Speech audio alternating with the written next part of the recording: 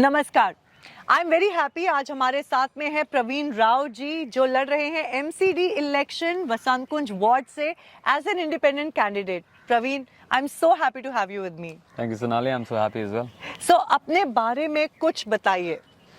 Well, वसंत कुंज में 26 साल से रह रहा हूँ। डीपीएस वसंत कुंज से पास आउट किया था और उसके बाद फिर कनाडा चला गया अपना अंडरग्रेड करने के लिए। I did a double major in finance and economics.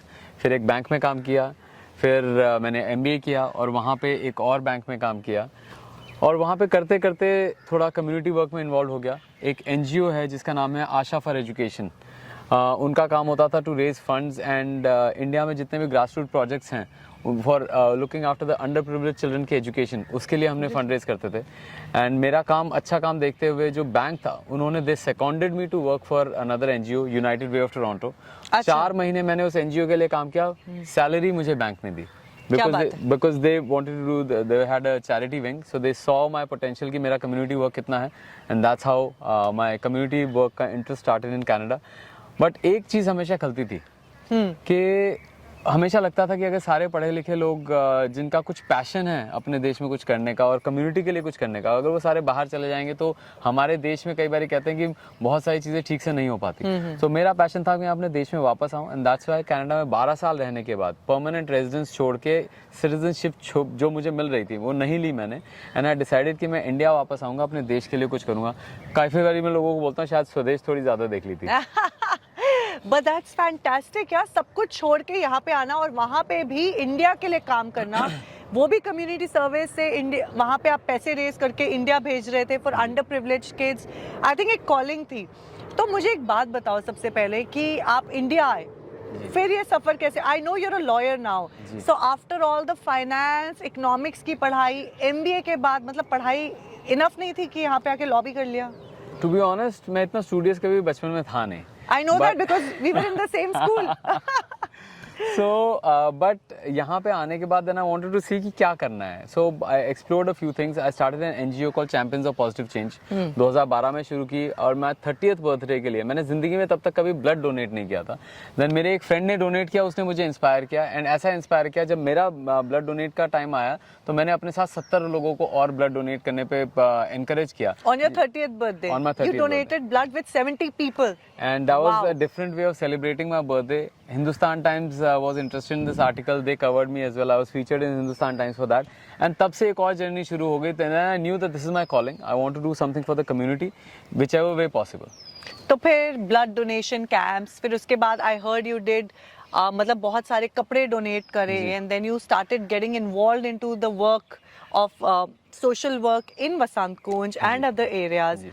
तो उसके बाद आपका लॉ का काम अच्छा चल रहा था, आपकी लॉ फर्म है, सब कुछ है। So how come you decided to enter the MCD elections? So I'll be very honest, ये आज की बात नहीं है, पिछले 10 साल से मैं एनजीओज का जो काम कर रहा था 2012 से। हमने blood donation, clothes donation, tree plantation, websites for development to make sure more and more people go out and vote. कम हमारे इधर वोटिंग टर्नआउट बहुत कम होता है, तो उसको एनकरेज करने के लिए मैंने काफ़ी एफर्ट्स किए थे। ये सारी चीज़ें करने के बाद मुझे लगा कि and also I was part of the RWA। 2013 में I was the youngest general secretary in Vasant Kunj of the RWA। 2020 में I became a president in my colony. I am a secretary of federation of RWAs of Vasant Kunj. जो basically वसंत कुंज की जितनी 42-50 RWAs हैं उसके जो secretary हूँ, I am secretary in C block. So that's my position. But I have realise, चाहे वो NGO का काम हो चाहे वो RWA का काम हो, I have realise one thing, मेहनत इतनी लगती है, इम्पैक्ट इतना होता है। अच्छा, okay. Then while talking to a lot of seniors, लोगों ने इंस्पायर किया, एनकरेज किया, then I realized कि अगर आपको मेहनत इतनी करनी है और इम्पैक्ट इतना करना है, then you have to be a part of the system.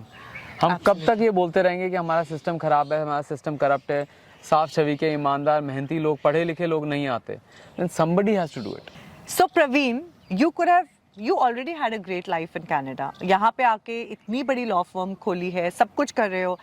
So why politics? Why councillor elections for MCD? Why? Very good question. क्या हम हर बार ये नहीं बोलते कि हमारा पॉलिटिकल सिस्टम खराब हो रखा है पूरे टाइम? क्या हम हर बार ये नहीं बोलते कि काश हमारे पॉलिटिकल सिस्टम में कोई साफ छवि के ईमानदार मेहनती पढ़े लिखे लोग हैं, नॉट क्रिमिनल बैकग्राउंड वाले? Absolutely. हमें चाहिए सब कुछ, लेकिन हम कुछ करने को तैयार नहीं है। Yeah. हम अपना वो स्टेप नहीं लेते as a citizen of this country. Nation building में हमारा क्या रोल है besides paying tax? Yeah. So this is my contribution. I feel that this is my calling. इतने सालों से जो मैंने कम्युनिटीज़ में काम किया है, NGOs में काम किया है, RW में काम किया है, मुझे लगता है कि this is my calling and this is what gives me the most amount of peace. मेरे को एक सेटिस्फैक्शन मिलती है जब मैं कुछ काम कर सकता हूँ। और मुझे लगता है कि जितना भी NGOs के थ्रू मैंने काम किया है, RW के थ्रू काम किया है, एफर्ट इतना होता है, इम्पैक्ट इतना होता है। Okay. तो कई लोगों ने बोला बेटा अगर एफर्ट इतना और इम्पैक्ट इतना करना है तो आपको you have to be a part of the system. I think that's an excellent thought. Excellent thought. But tell me something. Why independent? It would have been easier, ना? पार्टी के साथ जुड़ जाते तो वोट्स मिल जाती. It's easier. Why independent? Very good question again. Tough fight, huh? I know in fact मुझे सब ने बोला था बेटा तुम्हारी प्रोफाइल इतनी अच्छी है, MBA from Canada, lawyer from Delhi university, RWA के प्रेसिडेंट हो, NGOs चलाते हो, बिजली की गाड़ी चलाते हो, रेन वाटर हार्वेस्टिंग करते हो, कंपोस्टिंग करते हो, प्रोफाइल बहुत बढ़िया है, किसी भी पार्टी का टिकट लेके आ जाओ तुम्हें जिता देंगे। मैंने कहा ठीक है जी, अच्छी बात है, कोशिश हम सोच रहे थे कि करें। बट जब मैं पार्टीज़ के पास गया और उनको अपना प्रोफाइल दिखाया, इट सीम्स लाइक वो पार्टी के टिकट बांट नहीं रहे थे, बेच रहे थे। और उसके अंदर फिर ये हो जाता है कि अगर इंसान कुछ चीज़ खरीद के लेके आएगा, या तो आप खरीद रहे हो at the very end of it, या फिर आप कई सालों से लगे हुए हो पार्टी के साथ, वो कहेंगे जी हमारे साथ इतने सालों से लगे हुए हैं, टाइम लगाया है, और टाइम के साथ साथ पैसा लगाया है। आपकी कभी कोई रैली हो रही है, कभी झंडे जा रहे हैं, कभी कुछ जा रहा है, so they have put in a lot of time and money into this, so that is their investment. तो अगर कोई इतना ऐसे इन चीज़ों में इन्वेस्टमेंट करके आएगा तो वो क्या करेगा? वो इन्वेस्टमेंट वापस लेगा कि नहीं लेगा? बिल्कुल लेगा। मैंने इन्वेस्ट किया है, लेकिन मैंने समाज में किया है, मैंने NGOs में किया है, मेरा कभी वो पॉलिटिक्स वाला एंगल था ही नहीं। सो माई पॉइंट इज कि I wanted to do it for the community, for the society. So मेरे को उनसे वापस कुछ नहीं चाहिए था। Now why independent? Because I feel with independent I have the flexibility. मेरे पास फालतू का पार्टी का बैगेज नहीं है, मेरे को पार्टी को जस्टिफाई नहीं करना, कुछ मेरे को पार्टी के लिए कोई फालतू के इवेंट्स नहीं करने जिसके ऊपर मेरा खर्चा होगा। अब अगर मेरा खर्चा होगा तो मैं खर्चा कहाँ से लेके आऊँगा? कहीं ना कहीं से तो कमाना पड़ेगा ना किसी काउंसलर को।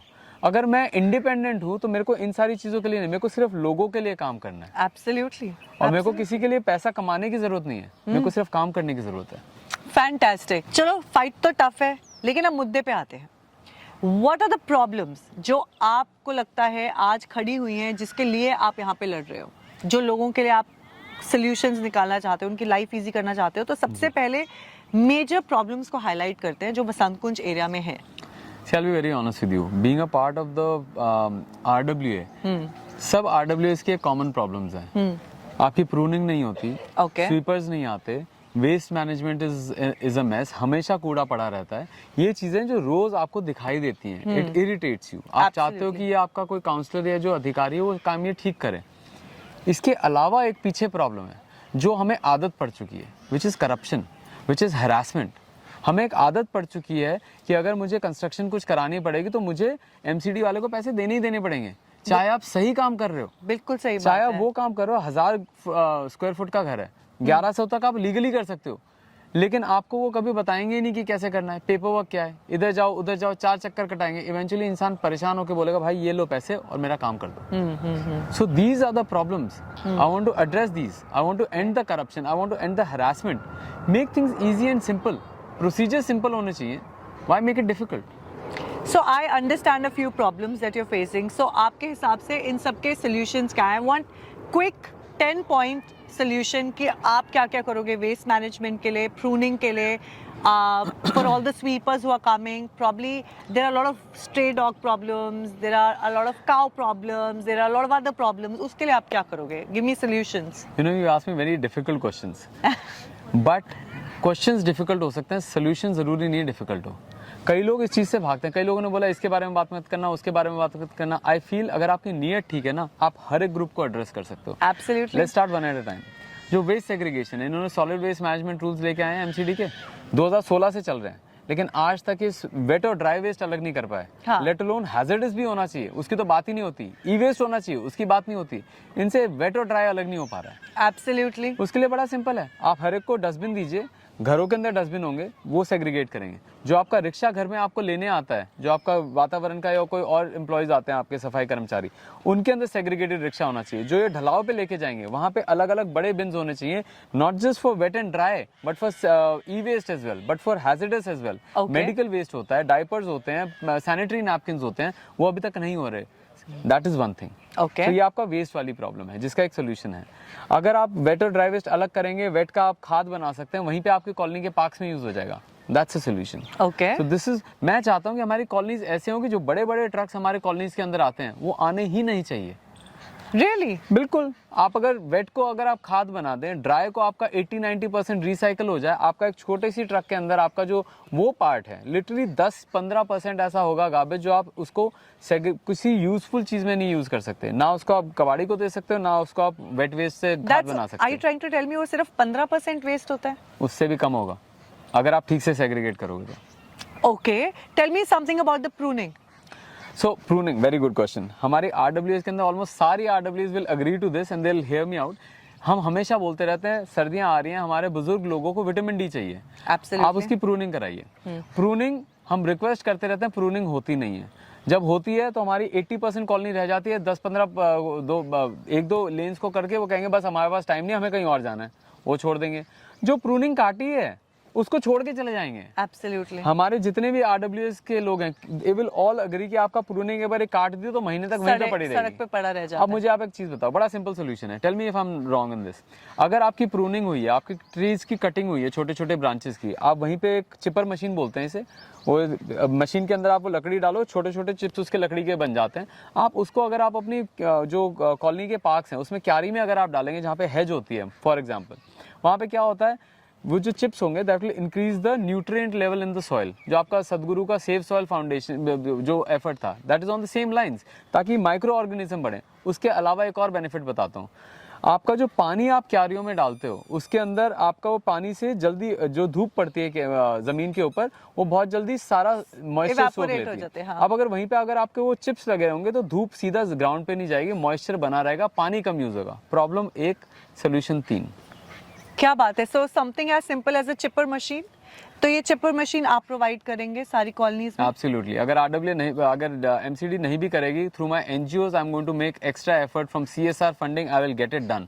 अच्छा चलो, प्रूनिंग समझ में आ गया, but one problem that we all face and I think it is a problem कि हमारी गाय माता जो पूरी कॉलोनीज में घूमती हैं और उन कॉलोनीज को बेहद खराब कर देती हैं, उसका कोई सोल्यूशन बताइए। देखिए, इट्स वेरी अनफॉर्चुनेट। एक तरफ हम गाय को माता बोलते हैं और दूसरी तरफ गाय का ये हाल होता है कि उसकी ख्याल नहीं रख पाते और उनको क्या करना पड़ता है, खाने के लिए कई बार डस्टबिन के अंदर से खाना खाती हैं, कई बार। एग्जैक्टली। और डस्टबिन में क्या होता है, पन्नियां, जो कि एमसीडी सेग्रीगेट नहीं कर पाई थी, जो बैन नहीं करा पाई थी, इवेंचुअली उनके पेट में जाएगा, प्लास्टिक उनको हार्म करेगा। हम उस घर से आ रहे हैं जिसके अंदर हमारा इंसानों का खाना बनने से पहले 2 रोटियां गाय माता के लिए बनती हैं। एब्सोल्युटली। उसमें कुछ गलत नहीं है, गाय को खिलाइए, बाकी जानवरों की देखभाल कीजिए, लेकिन आप अपने एरिया को साफ सुथरा रख के। वी आर वेरी लकी, हमारी बसंत कुंज के बिल्कुल बीचों बीच एक मसूदपुर डेयरी है, बहुत अच्छी जगह है। अच्छा। वहाँ पे अगर हम एक जगह सेपरेट कर दें जिसके अंदर वहाँ पे गाय का हम एक जगह बना दें जहाँ पे लोग जाके उनको खाना खिला दें, गौशाला। गौशाला, एग्जैक्टली। और वहाँ पे आप जितना दान पुण्य करना चाहें वहाँ करें, ताकि एक जगह पे अगर मान लीजिए अगर गाय माता कहीं पे, अगर वहाँ पे गोबर भी होता है, फुटपाथ पे ना हो के जिसको हमें साफ करना पड़ेगा, वहाँ पे हो, ताकि उसके जो गोबर के उपले बनते हैं, आज की डेट में अमेज़न पे बिकते हैं। जो गौमूत्र होता है वो हमारी जमीन के लिए बहुत अच्छा होता है, हमारे जमीन के अंदर जो अर्थ में जो माइक्रो ऑर्गेनिजम्स होते हैं उनके लिए बहुत अच्छा होता है। तो ये सारी चीजें जो हम एक्चुअली प्रॉब्लम जो है, एक्चुअली बहुत अच्छे सोल्यूशंस हैं, वो हम क्यों नहीं उसके ऊपर फोकस कर सकते? नियत चाहिए सिर्फ।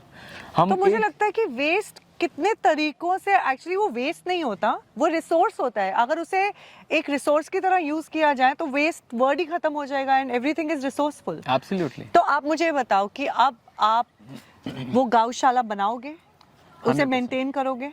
आपको मैं बता दूं, बसंत कुंज की जो मसूदपुर डेयरी है, वहाँ पे बहुत सारे लोग हैं जो मुझे सपोर्ट करते हैं। मैंने कई एनजीओ एक्टिविटीज की हैं, कई सालों से की हैं। अच्छा। तो वो लोग मुझे बहुत सपोर्ट करते हैं, उन लोगों का आशीर्वाद है मेरे साथ, और मुझे पूरा यकीन है जब मुझे पावर मिलेगी एक काउंसलर की, तो मैं वहाँ उस एरिया के लिए कुछ अच्छा कर पाऊंगा, जिससे उस एरिया के साथ साथ हमारी गौ माता के साथ साथ जो डीडीए कॉलोनीज की प्रॉब्लम है वो भी सॉल्व होंगी। Okay, so okay, this is one problem and I think it's a बहुत ही सिंपल सोल्यूशन, मतलब प्रवीण आपने मुझे दे दिया है। एंड मुझे लगता था कि ये एंड पता है कभी कभी मुझे भी बड़ा बुरा लगता है देख के, रोड भी गंदी हो रही है, लेकिन गाय माता है, एक जगह खाना खिलाते हैं, एक जगह डंडों से मारते हैं, एक जगह लोग उनके लिए बोलते हैं कि ये क्यों है यहाँ पे। तो this is I think is a beautiful solution. अगर ये इम्प्लीमेंट हो जाए तो ये सबसे खूबसूरत बात है। अब इम्प्लीमेंटेशन की भी हम बात करेंगे, लेकिन मुझे एक बात बताइए, जैसे अब स्ट्रे डॉग्स, हम बच्चे छोटे होते हैं, थोड़ा कॉलोनीज में अब डर भी लगता है, आप जाओ तो ऐसे ही एकदम से कभी अग्रेसिव डॉग्स भी आ जाते हैं, but of course we are all dog lovers, तो उसके लिए कोई सोल्यूशन क्या है माइंड में? I used to have a beautiful dog, it was a beagle, मेरे को बहुत प्यारा था। जब वो गया तो मुझे बहुत दुख हुआ। So I am a dog lover myself. लेकिन इसके साथ साथ हमें ये ध्यान रखना पड़ेगा, आप डॉग लवर होते हुए इंसानों के बारे में भी सोचिए। There is a fine balance. Absolutely.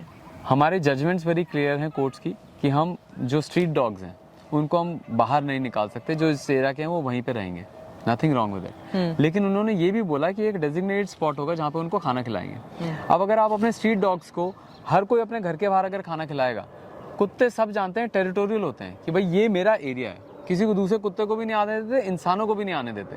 तो क्या होगा जब कोई बच्चा या बुजुर्ग इंसान उस घर के पास से जा रहा है, कई बार डॉग्स अग्रेसिव हो जाते हैं। एब्सोल्युटली। अगर उनकी एक जगह हो, ये भी एमसीडी के अंदर आता है कि अगर उनकी एक जगह हो जहाँ पे उनको खाना खिलाया जाए, हाँ, तो वो टेरिटोरियल आपके घर के पास नहीं होंगे, उन एरिया पे नहीं हो, तो एक जगह हम डेडिकेट कर सकते हैं, number 1।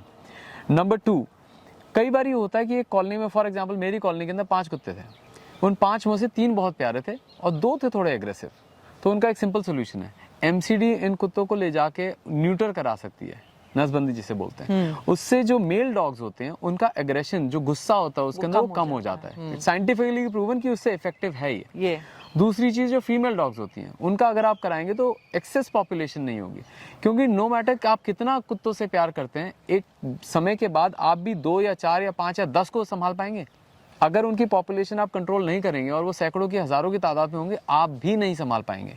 So what is important कि हम उनका ख्याल रखें, उनकी पॉपुलेशन कंट्रोल करें, और जो हमारे पास हैं उनका ख्याल रखें। उनको दुत्कारना नहीं है, उनको मारना नहीं है। बिल्कुल सही बात है। हम ऐसा क्यों कर रहे हैं कि कुत्ते के ऊपर हमारी कॉलोनीज के अंदर 2 ग्रुप्स बन गए हैं, dog lovers and people who are frustrated with dogs. Absolutely. अगर एमसीडी अपना काम ठीक से करे, हमें वो बंटवारा अपनी कॉलोनी में करने की जरूरत ही नहीं पड़ेगी। मैंने लोगों को देखा अक्सर कि घरों में और लोगों में, कॉलोनीज में लड़ाइयाँ हो जाती हैं। एंड यू नो, स्पेशली जो लोग डॉग्स को फीड करते हैं, उनको आधे से ज्यादा लोग, they just don't like them, they don't talk to them, जबकि वो इतना अच्छा काम कर रहे हैं। But then there is a reason, क्योंकि मेरे पास भी डॉग था, एक डॉग अग्रेसिव था, उसने मेरे डॉग को काट लिया। Things get difficult, so I think we need to find solutions, and I think you are absolutely right. So coming back to another issue, जो हम कह रहे थे कि कॉलोनी में स्वीपर्स होते हैं लेकिन सफाई नहीं होती। सो हमने ये बात करी थी, and you have to firstly tell everybody कि ये जो स्वीपर्स होते हैं उनकी सैलरी कितनी होती है। ये एक फैक्ट है जो मैं नहीं बता रहा, मेरे को किसी एक एमसीडी के कर्मचारी ने बताया कि सर जो स्वीपर्स होते हैं, जो झाड़ू मारते हैं आपकी कॉलोनी के अंदर, उनकी जो परमानेंट वाले हैं, उनकी सैलरी है 70 से 80 हज़ार रुपये महीना। 70 to 80,000? Are you serious? एक स्वीपर की सैलरी? यस, ये मैंने सुना है एमसीडी कर्मचारी से। Okay, and how many sweepers are there for every area? मतलब बसंत कुंज वार्ड के स्वीपर्स कितने हैं? सो हमारी कॉलोनी के अंदर यूजुअली हमें बताया जाता है या तो 3 लिखे हैं उनके रिकॉर्ड में, या 4। ओके, आते सिर्फ 1 है। एक स्वीपर आता है yes. पूरा साफ करने के लिए हमारे एरिया के अंदर, क्योंकि वो नहीं कर पाते तो हमें अलग से अपने आरडब्ल्यू के खर्चे पे झाड़ू वाले रखने पड़ते हैं जो सफाई करते हैं। अच्छा, तो एक एमसीडी के अलग होते हैं और आरडब्ल्यू के अलग होते हैं। तो हर एक आरडब्ल्यू की यही कहानी है। आरडब्ल्यू सारा वो काम कराते हैं जो एक्चुअली एमसीडी को टैक्सेस से दिया जाता है काम करने के लिए। ओके, एंड इसको कोई ओवरलुक क्यों नहीं करता? इसके लिए कुछ होता क्यों नहीं है कभी? आपने एक टर्म सुनी होगी, ghost employees. Ghost employees, of course, ये बड़ा कॉमन है। इसके अंदर fact of the matter is, आपने बुक्स में दिखा रखे हैं 5 एम्प्लॉइज, आते सिर्फ 2 हैं। तो 3 वालों का क्या हुआ? मिली भगत के साथ वो कहीं ना कहीं पे पैसा आपका एडजस्ट हो गया। जो उनकी सैलरी थी, आधा तुम रखो आधा हम रखें। बहुत अच्छा है, दुनिया बहुत अच्छी है। और उसके साथ भी क्या है, अब मेरे को दिक्कत नहीं है, सफाई वाले अगर 70-80 हज़ार रुपए का, उनको 1 लाख रुपए दो, आप सफाई कर रहे हैं, बहुत अच्छी चीज़ है। हमारे समाज को साफ रखना बहुत अच्छी बात है, जगह को साफ रखना बहुत अच्छी बात है।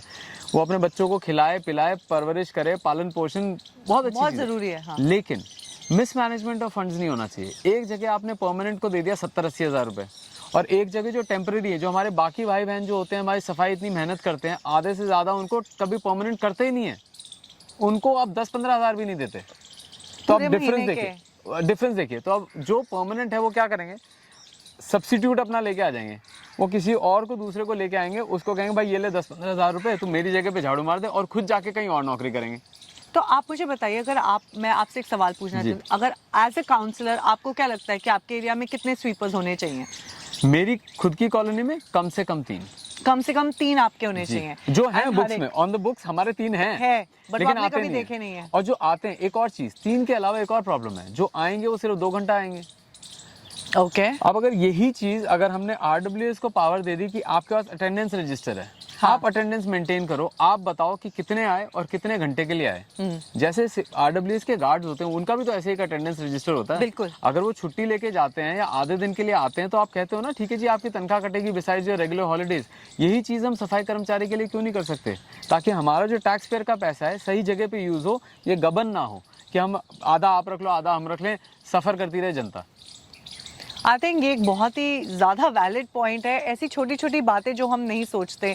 इसके अलावा मुझे ओके, हमें प्रॉब्लम्स पता है, जी आपने हमें बहुत अच्छे सॉल्यूशंस दिए हैं जो बहुत सिंपल हैं, इजी टू इम्प्लीमेंट है। तो अगर आप काउंसलर बन जाते हैं, जी हाँ, जो हमें पूरा यकीन है होगा, तो आप मुझे एक बात बताइए, ये कब तक आप इम्प्लीमेंट करेंगे और कब तक लोग एक विजिबल चेंज देख सकते हैं? 4 तारीख को इलेक्शन है, 7 या 8 को शायद रिजल्ट आ जाएगा। नए साल के पहले ये जो छोटी छोटी चीज़ें जो बड़ी इजी टू इम्प्लीमेंट हैं, वो 2023 से आपको दिखनी शुरू कर देंगे, starting from the new year. ये मेरा गोल और प्लान है। जो बड़ी चीज़ें हैं वो होपफुली 100 दिन के अंदर अंदर 100 डेज, 3 महीने। 100 दिन के अंदर अंदर आप किसी भी RW के पास जाके, किसी भी झुग्गी में जाके, किसी भी अर्बन विलेज में जाके, चाहे मसूदपुर हो चाहे रजौकरी में हो, आप जाके इंटरव्यू करके आप जाके बताना कि रिपोर्ट कार्ड कैसी है 100 दिन की।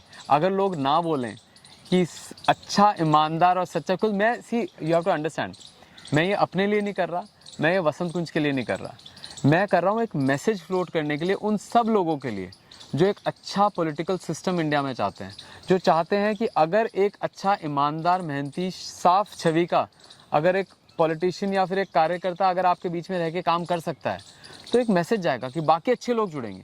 बिल्कुल सही बात है। उनको एक मैसेज जाएगा कि अगर ये वसंत कुंज में हो सकता है तो बाकी दिल्ली में क्यों नहीं हो सकता, और अगर दिल्ली में हो सकता है तो पूरे देश में क्यों नहीं हो सकता।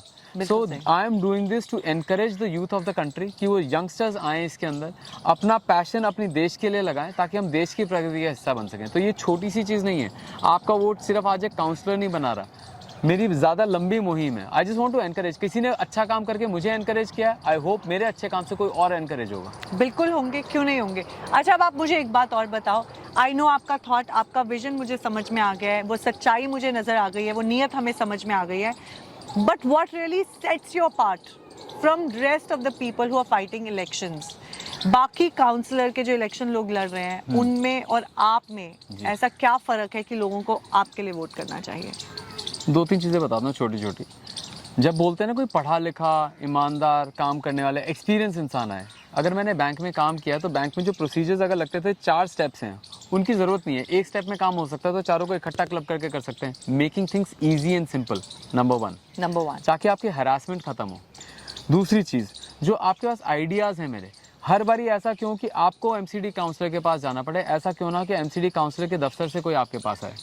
2 स्टेप सर्विस, हर एक RWA के अंदर काउंसलर का ऑफिस, हर एक गांव में आपके काउंसलर का ऑफिस, रजौकरी विलेज हो चाहे मसूदपुर गांव हो, चाहे मसूदपुर डेयरी हो, चाहे JJ बंधु हो, चाहे जय हिंद कॉलोनी हो, इन सब के अंदर एक रिप्रेजेंटेटिव ऑफिस होगा, जिसके अंदर हफ्ते में 1 बार या 2 बार हम कोशिश करेंगे वहाँ पे जाने की, ताकि उन लोगों को गाड़ी, बस या कहीं जाना ना पड़े। रजौकरी हमारा थोड़ा दूर पड़ता है, हम ये करेंगे कि हमारा ऑफिस वहीं पे हो, ताकि रजौकरी के गांव के लोगों को यहाँ पे ना आके धक्के खाने पड़े। ऐसा ना हो कि पहले उनको अपॉइंटमेंट लेना पड़े काउंसलर से मिलने के लिए, काउंसलर उनसे अपॉइंटमेंट लेगा, जी मैं आ रहा हूँ, आप प्लीज अपना टाइम दीजिए। क्या बात है। I mean I really hope Praveen, ये तो इम्प्लीमेंट हो गया तो मुझे लगता है it's going to be a change, and ये मतलब एक दरिया हो जाएगा, मतलब it will be such a massive change that people will talk about. I think ये सबसे ज़बरदस्त पॉइंट आपने बोला है कि हम, आपको ज़रूरत नहीं है, आपके पास लोग आएंगे एंड आपकी लाइफ इतनी इजी कर दी जाएगी। Why not make life simple? जब हम लोगों के लिए हैं तो उनकी लाइफ सिंपल क्यों ना करी जाए। तो इजी, काउंसलर के ऑफिस हर एक जगह पे, और क्या? ऐसे ही बहुत सारे आइडियाज़ है जो हम इम्प्लीमेंट करने जाते हैं हरासमेंट खत्म करने के लिए, कंस्ट्रक्शन का जो हरासमेंट होता है उसको खत्म करने के वो लिए, बहुत पेपर वर्क important है। आसान करने के लिए।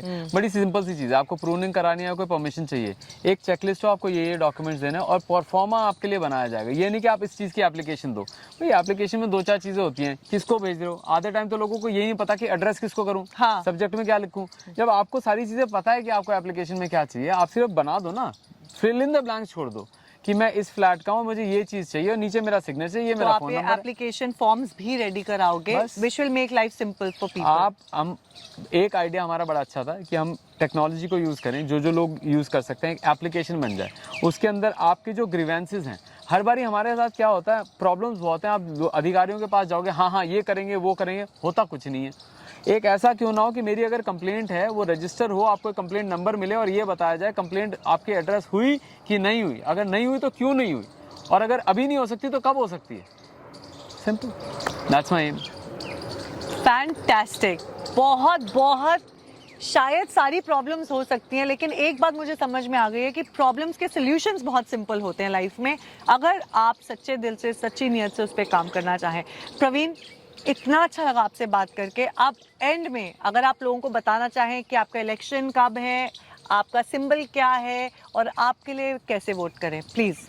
तो सबसे बड़ी ज़रूरी चीज़ ये है कि मैं एक इंडिपेंडेंट कैंडिडेट हूँ। हाँ। तो आप समझ सकते हैं कि एक इंडिपेंडेंट कैंडिडेट खड़े होने के लिए कितनी हिम्मत चाहिए होती है। एब्सोल्युटली। और जितनी हिम्मत नहीं चाहिए होती, उससे 10 गुना ज़्यादा ताकत चाहिए होती है। हाँ जी। अब मेरे पास कोई पॉलिटिकल पार्टीज़ का बड़ा बजट नहीं है, मेरे पास कोई 200 कार्यकर्ताओं की किराए की भीड़ नहीं है, मेरे पास फालतू के झंडे नहीं हैं, मेरे पास सिर्फ लोगों का आशीर्वाद, लोगों का प्यार और वोटर की पावर है। मेरा चुनाव चिन्ह है कैंची। कैंची। हम सिजर्स, कैंची है, हम करप्शन को काटेंगे। मुझे पहले पता है कि पहले भी कई लोगों ने ये नारा सुना होगा, करप्शन हटाएंगे, और अब भी लोग कोशिश कर रहे हैं कुछ और बातें करने की, लेकिन मेरा बैकग्राउंड है, मेरी नीयत देखिए, मैंने जो काम किया वो देखिए। तो मैं चाहता हूँ कि आप कैंची के बटन पे अपना वोट दें और मुझे सपोर्ट दें ताकि मैं अच्छा काम कर सकूं। इसके लिए बड़ा सिंपल है, अगर लोग चाहते हैं, हम हर बार कहते हैं कि पढ़े लिखे साफ शफी के ईमानदार लोग हैं, तो अगर आप ये चाहते हैं तो आपका सपोर्ट मुझे आज चाहिए, आपका प्यार मुझे चाहिए, आपका ब्लेसिंग चाहिए in the form of a vote. लेकिन सिर्फ आपका नहीं, आपके पड़ोसी का, आपके रिश्तेदार का, आपके भाई बहन का, आप सब उन लोगों का जो हमारे सिस्टम को बदलना चाहते हैं। कलेक्टिवली पावर आपके पास है, पावर पार्टीज के पास नहीं है। बिल्कुल सही बात है। आज की डेट में समस्या ये है कि जब पार्टीज टिकट बांटती हैं, वो कॉलोनी से, आरडब्ल्यूएस से लोगों से पूछती नहीं है, उनको लगता है वो इतने बड़े हैं कि वो सबसे बड़े हैं, हम जिसको भी टिकट दे देंगे, हमारी हवा चल रही है, चाहे वो सेंटर का इलेक्शन हो, चाहे वो स्टेट का इलेक्शन हो। हमारे वोटर्स की तो वैल्यू उन्होंने ख़त्म कर दी है, उनको लगता है कि वोटर्स की कोई पावर नहीं है। स्पेशली मुझे लगता है पढ़े लिखे लोगों की, बल्कि गांव में और जगहों पे लोग वोट करते हैं, लेकिन घरों में जो लोग रहते हैं वो बहुत कम उनकी वोटिंग जाती है। They are less, very few people who vote. बहुत अच्छा कि आपने बता दिया, बिकॉज मैं चीज़ें कई बार भूल जाता हूँ। सो एक छोटी सी चीज़ जो बड़ी ज़रूरी है, हमारे फ्लैट्स में या कोठियों के अंदर ना माना जाता है वोटर टर्नआउट रेशियो बहुत कम है। हाँ। फिर हम बैठ के कोसते रहेंगे, ये पॉलिटिशियन देखो, जब देखो झुग्गियों का काम हो गया, इसका हो गया, उसका हो गया। अरे भाई, उनको कोसने से ज़्यादा आप ये बोलो, उनसे इंस्पिरेशन लो कि कम से कम नेशन बिल्डिंग में, देश के लिए वो कुछ अच्छा बढ़िया काम कर रहे हैं, वोट कर रहे हैं, चाहे आप किसी के लिए भी कीजिए। मैं भी यही कहता हूँ, इट डजंट मैटर, आप सारे कैंडिडेट्स को देखिए, परखिए, उनकी प्रोफेशन बैकग्राउंड जानिए, एंड जो आपको अच्छा लगे उसको वोट कीजिए, लेकिन वोट ज़रूर कीजिए। बिल्कुल। तो हमें उनसे इंस्पिरेशन लेनी चाहिए कि हम वोट करें, ताकि ज़्यादा से ज़्यादा लोग, और सिस्टम में एक मैसेज जाए, पार्टीज़ को एक मैसेज जाए कि अगर आपने हमसे बिना पूछे कैंडिडेट खड़ा किया है, ऐसा कैंडिडेट जो हमारे काम का नहीं है, जो काम कर नहीं सकता, अगली बारी वो अपने आप ऑटोमेटिकली कैंडिडेट देख के टिकट देंगे। और कितनी एक अच्छी बात है। एक रिक्वेस्ट है, इस बारी ये कोई एमपी या एमएलए का इलेक्शन नहीं है, ये काउंसलर का इलेक्शन है, ये प्रधानी जैसे सरपंची जैसा इलेक्शन है। उसमें पार्टी मायने नहीं रखती, इंसान की पर्सनालिटी, उसका काम मायने रखता है। तो मेरा काम देखिए, मेरी प्रोफाइल देखिए, मेरी पढ़ाई देखिए, मेरी नीयत देखिए, मेरी इंटेंशन देखिए।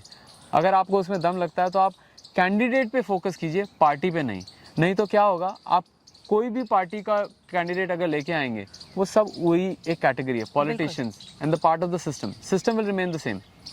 सो ये बात बिल्कुल सही कही कि हम लोग पॉलिटिशियंस भी आज की डेट में विलेजेस और गांव के एरिया को फोकस करते हैं, क्योंकि वहां से लोगों को वोटिंग के लिए लाना बहुत आसान होता है, उनकी वोट लेना बड़ा आसान होता है, तभी काम सारे भी वहीं पर ही होते हैं और हम लोगों पे फोकस नहीं किया जाता और हम लोग एंड में सब पछताते हैं कि हमारा काम नहीं हो रहा है एंड एवरीथिंग.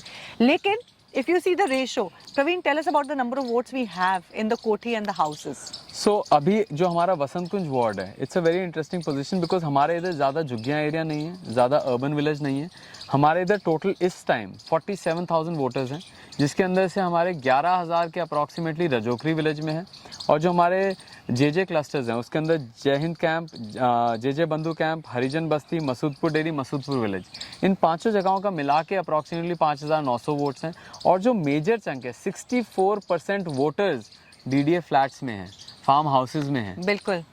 तो हमें अपनी पावर रियलाइज़ करनी पड़ेगी कि अगर आप लोग उठ के जाएंगे, वोट करेंगे, तो पॉलिटिशियंस आपकी बात सुनेंगे.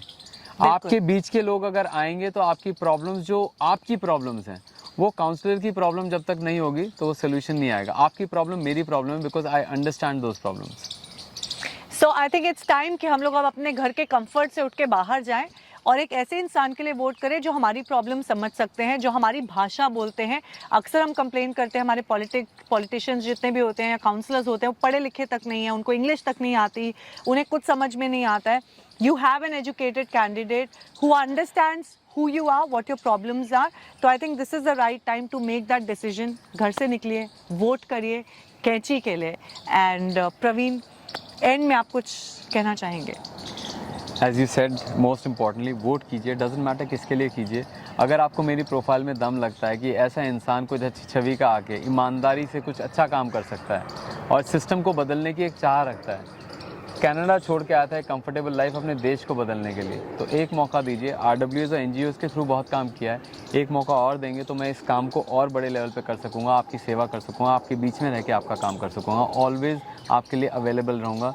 तो प्लीज़ एक मौका दीजिए. प्रवीण राव, इंडिपेंडेंट कैंडिडेट, वसंत कुंज वार्ड, सिंबल है कैंची, सिजर्स. Thank you.